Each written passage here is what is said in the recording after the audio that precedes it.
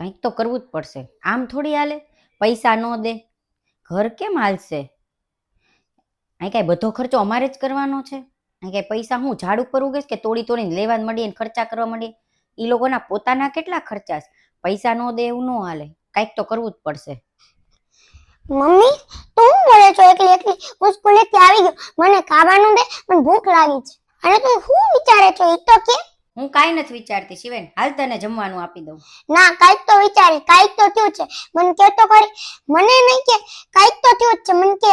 અરે કાંઈ નહીં શિવેન, આજે છે 5 તારીખ છે ને, તો મેં બાને કીધું કે તમારું પેન્શન આવે છે, તો આજે 5 તારીખ થઈ ગઈ, મને લાગે છે તમે ભૂલી ગયા છો, તો તમે પેન્શન લઈ આવો. નહીતર બેંકવાળાને એમ થશે કે આ બા જીવે છે કે મરી ગયા છે, તો એની ખરાઈ કરતા આવો, બેંકવાળાને વાતે કરતા આવો અને તમારું પેન્શન લેતા આવો. હા તો એમાં શું થઈ ગયું? અરે તો હું મને કે હું તો પેન્શન તો હું ક્યારની લઈ આવી, 1 તારીખે જ લઈ આવી, અત્યાર સુધી થોડી હોય. તો મેં કીધું તો પેન્શન આપ્યું કેમ નહીં? આ ઘરના ખર્ચા માટે ઈ છે ને દર મહિને 5,000 રૂપિયા આપે છે. તો મેં કીધું આ વખતે કેમ પૈસા આપ્યા નહીં? તો કે આ વખતે હું પૈસા નથી દેવાની. અરે એમાં શું થઈ ગયું? બા પૈસા દે કે ન દે, આપણે તો આપણે ખર્ચેથી ઘર હલાવીએ જ ને. ના ના શિવેન, એવું નથી. બા છે ને દર મહિને એના ખર્ચો આપે છે, 5,000 રૂપિયા આપે છે. તો મેં કીધું તો આ વખતે કેમ ન આપ્યા? તો કે આ વખતે પૈસાની સગવડ નથી એટલે નથી આપવાની. એને તો ખબર નહીં પૈસા ક્યાં વાપરવા છે કે એને સગવડ નથી. અરે એમાં શું થઈ ગયું? પૈસા ન આપે તો હશે મમ્મી ક્યાંક એને વાપર્યા હશે, એમાં શું થઈ ગયું? અરે વાપર્યા હોય તો વાત અલગ છે, એને વાપર્યા નથી, એ અત્યારે ભેગા કરે છે. કેમ ભેગા કરે છે? પૈસા વાપર્યા નથી. મને કે મારે આવતા મહિને બસ જાય છે, એના મંડળની બસ જાતી હશે ક્યાંક સોમનાથ ને દ્વારકા ને ન્યા, તો કે મારે ન્યા જવું છે એટલે મેં એ પૈસા એમાં ભરી દીધા છે. એટલે એ પૈસા અત્યારે વાપરવાના નથી. હું તમને પૈસા નહીં આપું આ મહિને. એટલે આ મહિનાના જે મારા પૈસા છે ને પેન્શનના પૈસા, એ કે મારે બસમાં ભરવાના છે, એટલે મેં અલગથી રાખ્યા છે. એટલે આ મહિને કે તમારે વ્યવસ્થા કરવી હોય ત્યાંથી કરી લેજો. અરે ભલે ને જાય, એમાં હું થઈ? એના પૈસે જાય ને આપણા પૈસે થોડી જાય. અને ભલે ને એના પૈસે તો એના પૈસે જાય, પણ એ તો ભગવાનનું બધી વસ્તુ છે, ભગવાનને ત્યાં જાય છે. સોમનાથે ભોળાનાથનું મંદિર અને દ્વારિકાએ કૃષ્ણનું મંદિર છે, તો ભલે ને જાય, એના દર્શન કરવા હશે. આ તો ઠીક છે કે આ મહિને દ્વારકા ને સોમનાથ જાય છે, આવતા મહિને એમ કહે કે મારે હરિદ્વાર જવું છે, એના પછી એમ કહે કે મારે બીજે જવું છે.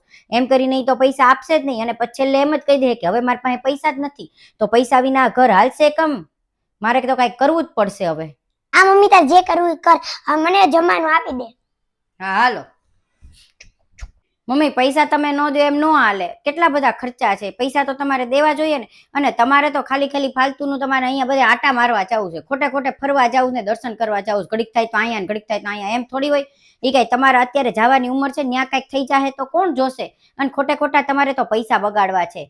ક્યાંય જવાનું નથી. તમે ચૂપચાપ અમને પૈસા દેજો, કારણ કે અમારી પાસે પૈસા નથી. ખર્ચો કેમ કાઢવો?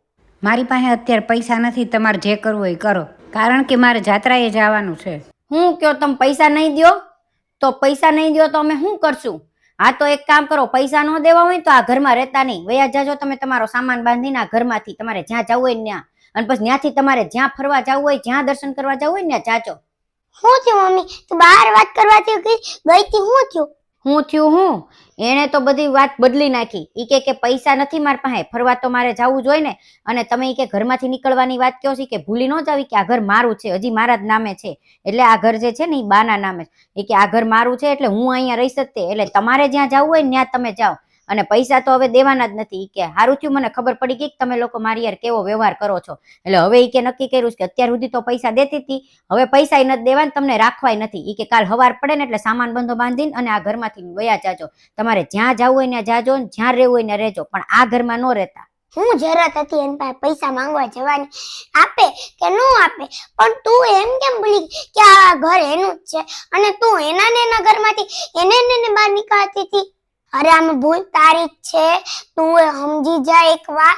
તું બાને એમ કહી દે અને શાંતિ તમે હવે રહેવા માંડ, અને તું શાંતિથી રહેવા માંડ હવે. અને જો આપણે બહાર આપણને ઘરથી નીકાળી તો આપણે ક્યાં જાવું? હા મમ્મી, હવે તો બા તો હારા છે કે આપણને પૈસા આપે, બાકી આપણે એને પૈસા આપવા જોઈએ. એની બદલે આયા તો ઊંધું ઈ આપણને પૈસા આપે, આટલું બધું આપણે કરે તોય તો એને ઘરમાં જ કાઢવાની વાત કરે. તો અને એનું ઘર, ઈ આપણને પૈસા આપે છે, આટલું બધું રાખે છે, તોય તું એને ઘરમાં જ કાઢવાની વાત કરે છો. આ આ તો બા હારા છે કે બધી વખતે પૈસા આપે છે. આ ખાલી આ મીન પૈસા નથી આપ્યો એમાં હું થયું? બાપને રાખવાની દીકરીની ફરજ હોય છે અને ઉપરથી તમે પાછા એને ઘરમાં જ કાઢવાની વાત કરો છો. એ તો ખોટું છે ને. ભૂલ તો મારી છે જ તે. બા સાચા છે કે એને જ્યાં જવું હોય ને જવા દેવા જોઈએ. હવે એની ઉંમર થઈ ગઈ, આટલી ઉંમરે તો એ ભગવાનના દર્શન નહીં કરે, જાત્રાએ નહીં જાય તો બીજે ક્યાં જશે? સારું હાલો, હું બાને કહી દઈશ કે આપણે પૈસા નથી જોતા, એને જ્યાં જવું હોય ને જાય, ભલે તમ તારે હરે ફરે અને જાત્રાએ જાય. તો જોયું ને મિત્રો, તમે પણ આવું કરતા હશો. પોતાના દીકરાએ અને દીકરીને પોતાના માતા પિતાને રાખવાની ફરજ છે અને એને પૈસા જો માતા પિતા દીકરીને દેતા હોય તો ભલે હાલતું, અને ન દે તો એવું ન કરવાનું કે આપણે ઘરમાં જ નીકળી જાવ, એવું કાંઈ પણ ન કરતા અને એને જ્યાં જવું ત્યાં જાત્રાએ જવા દેજો. તમારો વિડીયો ગમ્યો હોય તો લાઈક કરજો, શેર કરજો, કમેન્ટ કરજો. બાય, મળીએ આવતા વિડીયોમાં.